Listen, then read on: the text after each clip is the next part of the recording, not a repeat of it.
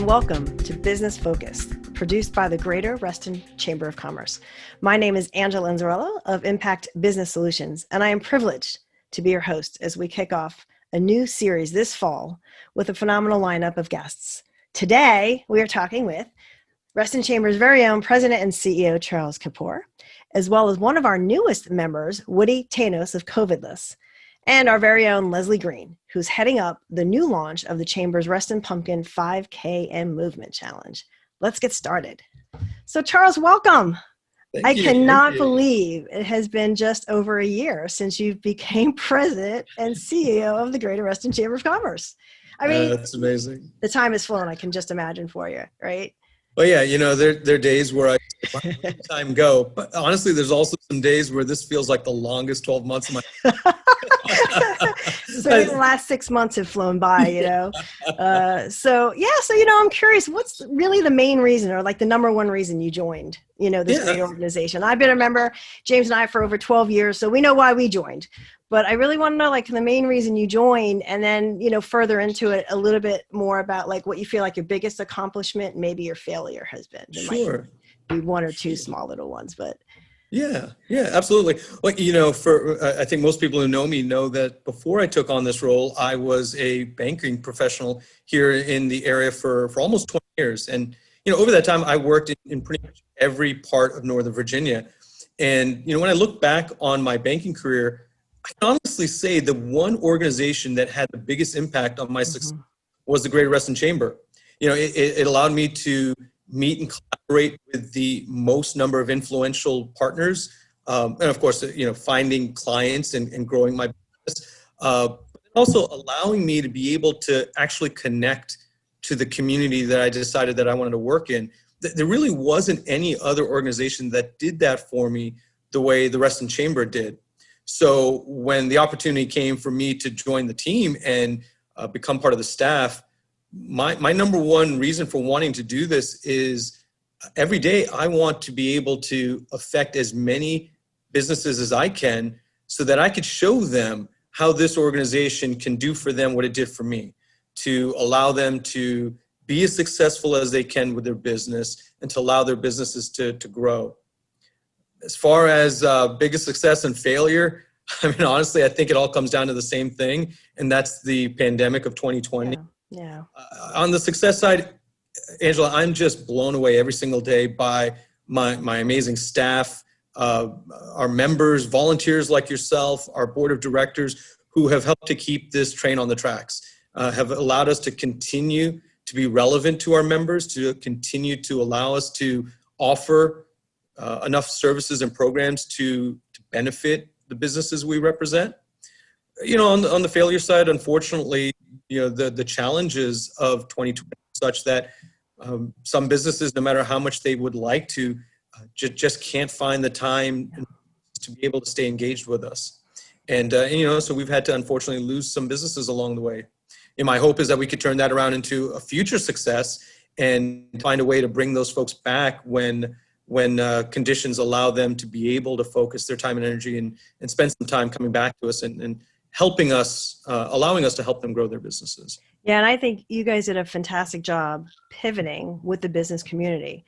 So kind of offering those new webinar series free to members, to non-members, continuing Absolutely. To stay into the community, continuing to just transition into Zoom calls, making virtual work, doing the technology and stepping up. And I can't, of course, I can't commend your staff anymore. They're all great, and they all stepped up, and it's great to see. Yeah, because I'm active with several, committees and lead share, and it's just really been great to see how people have gotten more engaged in the community, and they've relied on the chamber for that. So thank you. So thank you for that. So what would you say, as a preeminent chamber in this region, what would you say, why do you think your members do join? And more importantly, why do you think they stay with Reston Chamber? Oh, great question. We represent such a diverse spectrum of members, from volunteer organizations to solopreneurs to Fortune 100 companies. So there's a myriad of reasons why people will join, but it all really boils down to one idea, and that's community. For community, it can mean different things for different people. It could mean a community of potential clients to grow your business. Yeah. to get your branding and grow your market share. Or in a more macro sense, it could be community, could mean this is a place to fulfill that mandate for community engagement and corporate social responsibility. And our members are those business leaders who have realized that we are a platform that allows them to serve that desire to be able to bring the community together and to them for whatever those specific parts of the community that they're looking to engage in. And why people stay at the Greater Reston Chamber, and Angela, I'm sure you can testify, is you're never going to find a more inclusive and supportive group of people at our events, at our committee and council meetings, people who are genuinely just as vested and interested in the success of the people around them as they are of their own. And maybe coming from me, that sounds a little corny or self-serving, but honestly, again, I was a member for half of my banking career before I joined. It's the reason I stuck around. It's true. You really have to come here to Reston and see that what I'm saying really holds water. Yeah, I'm going to absolutely agree with you there. I remember when we first joined and it was like all about business. I gotta make business, and what does the chamber do? And then before you know it, we're giving back to the community. We've made just so many friends, and I couldn't even imagine not being a part of this organization. But like you just said, the community. So I think that's why people stay. And it's something that you can absolutely rely on, because now people are friends. So Absolutely. I think that's a big statement. So as you know, James and I are pretty active in the chamber community. What are some of the collaborative efforts that you're doing with other chambers or other organizations for the betterment, of the businesses in the area? Sure. We're all about community, and we can't be an island unto ourselves. So we love to collaborate with our chamber and organization partners around the region. Primarily, we do that through the backbone of advocacy. A big reason why people rely on us is that we're advocating at a local, state, and federal level for the issues that are really going to impact their ability to continue to run their businesses the way they want. So we do that in a number of different ways. Myself, along with 4 other chamber executives, come together every year to form a coalition called the Northern Virginia Chamber Partnership. We partner with a lobbying firm to go down to the Virginia General Assembly every year, and we represent one of the largest blocks of business owners down in Richmond every year, and we bring forth the issues relevant to the laws that the General Assembly are going to be taking a look at every year that we feel puts our businesses and our members in the best position to be successful. And we've gained quite a reputation over the years of really advocating for those issues. More recently, we have partnered with 22 local organizations, which includes 8 chambers of commerces, a variety of higher education and economic development organizations here in Northern Virginia, to put together what's called the Northern Virginia Back to Work Task Force. It's a site that is a resource for job seekers and employers to be able to help folks who've been impacted by the pandemic. And then again, on the advocacy side, we're working with state and federal lawmakers to ensure that there is adequate funding for the programs that are going to support workforce development and higher education, so that folks that need to be retrained or shifting into different careers because of the pandemic have those opportunities afforded to them. We also collaborate with our partners on the other side of the river in suburban Maryland and DC. 3 or 4 times a year, we get together as a larger DC metro region, and it's a great opportunity to share best practices, kind of hear what's going on across the region, and really just as a think tank, it's just great information to kind of get outside of your own backyard a little bit. And then you also talked about civic. It's not just chambers. We work with a lot of civic organizations, nonprofit organizations throughout the year. Most notably, the Chambers had a great partnership with Cornerstones here in Reston, partnering with them on their annual fundraisers throughout the year. We work with a variety of nonprofits as projects and needs come up. So we're really proud of the impact we make with our local community and with our partners. Yeah, it's amazing to hear because, you can't operate in a silo. Your members don't operate in a silo. Your organizations that are partners are, they're regional, they're national. So it's great. And I can tell you and attest as a small business owner, I rely on my local chambers to be looking out for me on those big issues. I got to get clients, right? I'm just kind of dealing with what's in front of me every day. So it's really, really nice that you guys are looking out for my, highways and healthcare and all those issues. So that's great to hear. And I really wanted to make sure that people knew what you guys were doing beyond, the little town of Reston. Absolutely. So, so I'm really, excited to talk to you about like what you guys are doing and kind of getting over COVID. And maybe you could kind of give us a little brief summary maybe to the kind of state, I call it the Reston State of Nation, and what we can kind of expect for the rest of the year, because it's only, a couple months left really before Christmas, and then maybe a little bit early 2021. Sure. If for the short term, while we're still dealing with the challenges we are, what's one of the most critical things that we're going to continue to focus on is we're going to be a resource for people to get access to the information that maybe is not as easy to find on your own. We, over the last 6 months, have been able to build a reputation with our members to say, hey, come to us. We've got resources. We've got access to the things that you need to know to get you through these challenging times. So we want to continue to be able to make sure, first and foremost, we're keeping our members informed. The second thing is we're going to keep our ears to the ground and finger on the pulse. We want to understand what is changing as far as the needs of our members. And what's important to them is going to dictate how we deliver our programs and our events.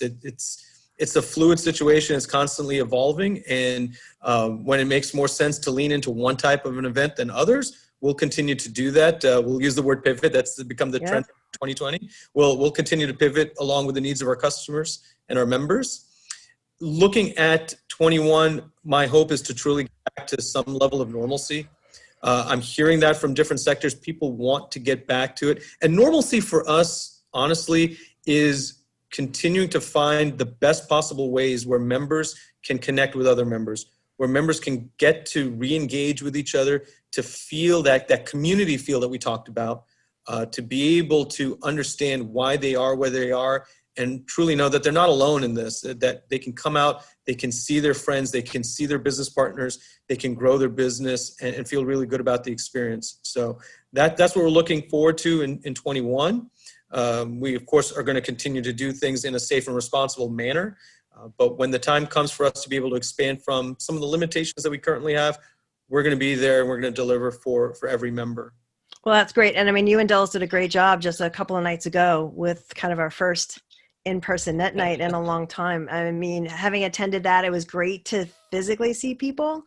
I have to say, but it was a great job following the guidelines and making sure everybody feels safe. So I want to thank you for that as well.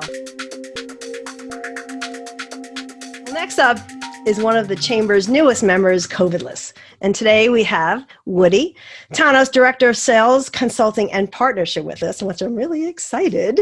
There's a lot of smart people over at Covidless, so he's got a very difficult role in trying to integrate all these different expertises within the organization and then be able to provide and implement a solution to the market for their clients. So I'm really excited to learn more about what you do, what Covidless does. So, meeting you recently, I love the story. And so I'm really, really excited that you're here. So let's just get right to it. Let's share with everyone how Covidless got started. Thank you, Angela. My pleasure. It's a great pleasure to see you again. And I really appreciate being invited on this exciting show. Well, Covidless, the way it started, we are 7 guys and gals, and we have worked together for almost over 10 years on various projects for multinational corporations. So, and we have developed a really close friendship, like family. So our team consists of infectious disease specialists, legal experts, technologists, contract tracers, and business optimization management, etc., and many others. Yeah, hence the reason I was saying you try to pull all these different expertises together. Exactly. That is a job in and of itself. So being the hybrid, resource, but to make sure that everybody have a balanced point of view and when we're integrating solutions. And absolutely. So as we were all observing the developing stories, of the pandemic within the US and around the world and its devastating impact, so there were degrees, we sensed there were degrees of inconsistencies of what kind of precautions should be taken and what which guidance that we should follow as both individuals and professionals. Okay. Yeah. And it was really, really confusing, for that. So we had a thought, believe it or not, an idea, say that, okay, to get started, we noticed that there will be inherent, complexities between how we present medical, disease data, okay, and how you're going to interpret it and translate it into a simple way for, individuals, families, businesses, small businesses, etc. So that's where, it all started, is to have a mission to simplify the process and support mainly, and I will say mainly, and our focus is small and medium-sized businesses, which are considered the heart of the economy. Absolutely. And a lot of the Absolutely. impact. Yeah. And if, again, as a fellow chamber member, I very, very much understand that. And as a business coach and dealing with small businesses, I should say, it's really, for me, I love to hear the story of how businesses got started, because it's always around passion, passion to help the market. So your story is great. And I always love to hear also the why, and your why is so powerful. So let's talk about that for a minute. Sure. The why, so part of any type of business that you want to start, it has to have aspirations, why we are aspired to have a business, right? Yes. Most people would, probably laugh. It's like everything about the money. It's not, okay? There should be passion behind the business to make it successful. And of course, you can sell it afterwards to a large company and let them deal with it afterwards. Right. That's So our aspirations were, divided into having or being able to be dedicated to helping small and medium-sized businesses, okay? To work directly with the federal, state, and international organizations to simplify the safety, the safety guidelines, how to interpret science data, into a layman's term, right? What is affecting us to go to, to send our kids to school, or to be able to go to the drugstore, or to be able to go to the, have our grocery shopping, or to have our own, daily activities. To get my nails done. I mean, come on, we have priorities here, Woody. Exactly, that's very important too. Even, a haircut, for, I don't know if some you of recall, us need that. Yeah, the lockdown, right? Yeah. The lockdown, exactly. Well, the lockdown had put people into a very precarious situation where they haven't had a haircut or felt very comfortable for almost 3 months or 4 months, and continuously. So all these things were part of our aspiration. Yeah, okay? and it's inspirational to hear you, looking out for the small and medium-sized business and getting them back into the market and up and running. So can you tell me a little bit more about how the process, without getting too much in the detail, but maybe more about an example of the type of business or industry that you serve best? Sure, absolutely. So we designed our company to be a one-stop shop, okay, for all the needs, concerning COVID-19. And I will probably, address the name Covidless a little bit later about why we chose Covidless at this point. So we are focused on the 3-tiered approach, okay? The prevention, mitigation, and response, okay? Which is, with all the different materials and information and the, media coverage, etc. Every day has a new type of information, and it's very hard to decipher. And we organize our services into 3 areas: the planning, compliance, certification, PPE kits, and signage and deep disinfection. So one of the examples that, or one of our clients, it's a, hair salon, okay? Yes.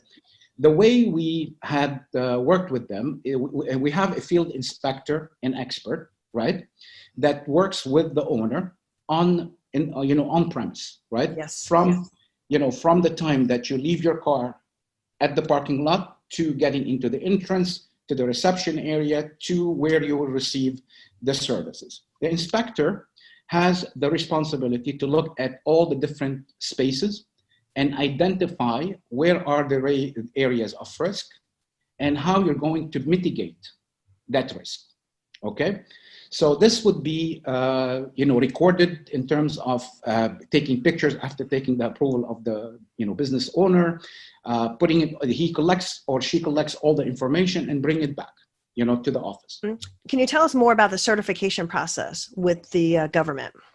Sure. Our certificate right now is a compliance certificate. However, we started a couple of initiatives to get it accredited through federal and state and international organization.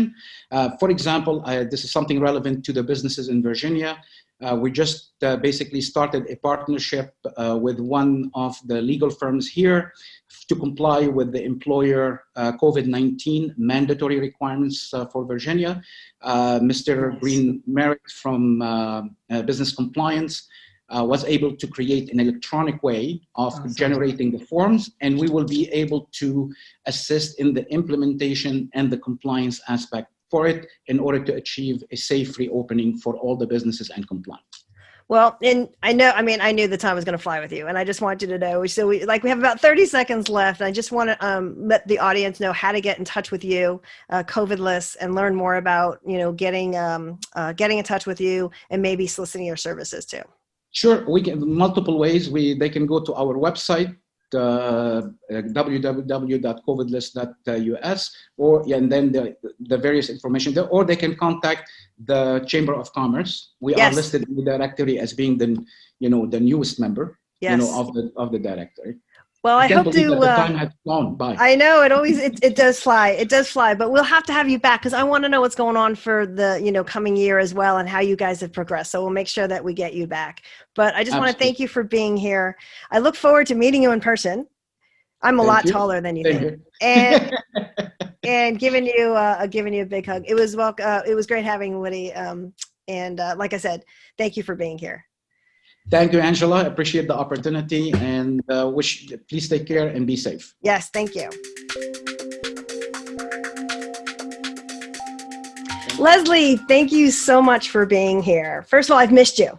And it's good to see you, Angela. It's been so long. It has been too long. For those of you that don't know, Leslie owns a company called MB Logistics, and she has been running the chamber events for over 10 years. So Tasty Reston, Oktoberfest in the past, Flavors of Fall a couple of years ago. Yes. Has it been over 10 years already?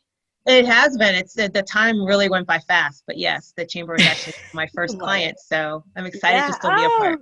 Was it? I did not know that. Yeah. Well, you'll see her running around the streets, but I can tell you she's the glue. She's got like a book, a stack that kind of keeps, again, MB Logistics is perfect for you. She just keeps these events on tracks and keeps people in shape. So, but I can tell you, like, this has been a crazy year, and the COVID word's been coming up quite a bit. So I can tell you, as someone who has attended those festivals and has been a volunteer, I may have been on the wine line a few times. When I heard Taste of Reston was canceled, it was a disappointment, but I totally understood it.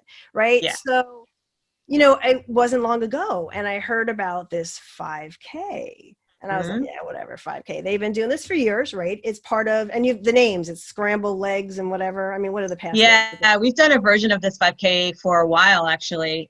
Since 2015, the Chamber's been doing this version of the 5K. It's the Reston Pumpkin 5K. I remember, I think it was Alicia that asked me one year to volunteer to help out on the morning of Sunday. Yeah. I remember texting her going, yeah, I'm not feeling so good. I don't think I can volunteer. Is it okay? Yeah. But anyway, when I heard about the 5K, that was fine. But I heard about this movement challenge, and I got really excited. So can you share with people that are watching kind of what is this Pumpkin 5K and movement challenge all about? Absolutely. So I don't know about you, but during the whole quarantine time, these last few months, I've put on a little bit of weight, and I know it's been dubbed around the way as the Quarantine 15. So that kind of inspired us to add a little bit to the 5K virtually. So we decided to take the 5K to the virtual space, which a lot of the events are doing nowadays, and then add a little bit more to it to kind of get people up off the couch or out from in front of their computer and actually get out there moving and maybe getting a little bit back to what used to be normal.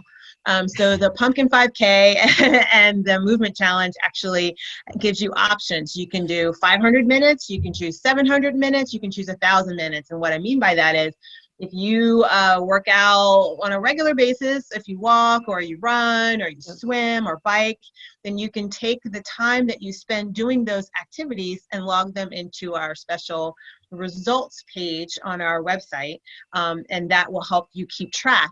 And we're encouraging you to do that for 30 days. So, for example, if you choose the 1,000 minutes, then you have 30 days to log 1,000 minutes doing whatever you do. If you play golf, whatever you find your activity to be. Yeah, a lot of people are walking. Like I want, that's what I was thinking. I'm a jazzerciser too. So hey. Yeah, there you go. But so I figured, hey, that's what got me interested. I'm like, hey, you know what? And if I do more minutes than I'm currently doing, right, and even more so kind of form a team, that would even be better. So it's for the whole month of October. Is that right? It is. So registration's open now. You can register between now and October 31st.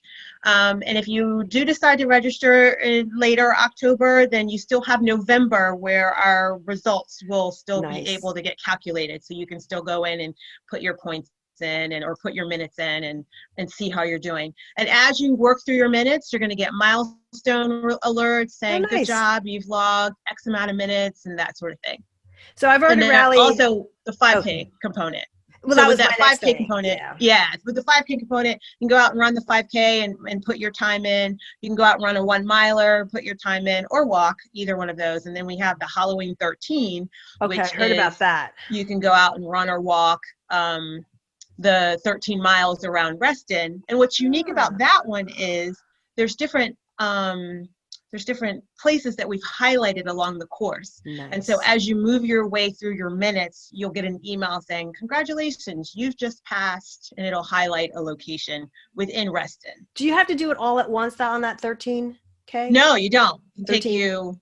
Not 13K, it's just 13 miles? 13 miles, yeah. Okay. Nope, you can take as long or as little as you want. Just try and get it done within the 30 days. Yeah.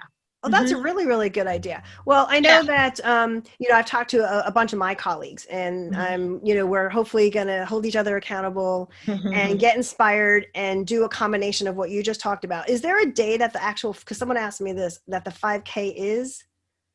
There is not a specific day. And that's what makes it great about the virtual space, right? So you don't have to be at a certain place at a certain time on a certain day. You can choose to do that 5K whenever you'd like. Great. So how do we sign up? So I would encourage you to go to restonpumpkin5k.org.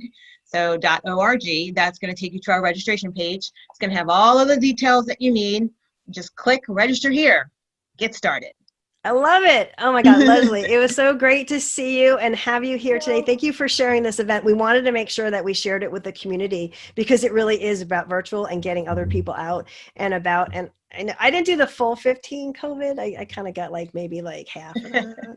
Well, I got whatever you missed. So, well, again, it was great to see you. And I hope that I get to see you really, really soon. Me too. I'm excited for June. Hopefully we'll be out there for Tuesday. We will be. We will be. Let's all pray. All right. Thank you so much. You're welcome. See you soon. Bye.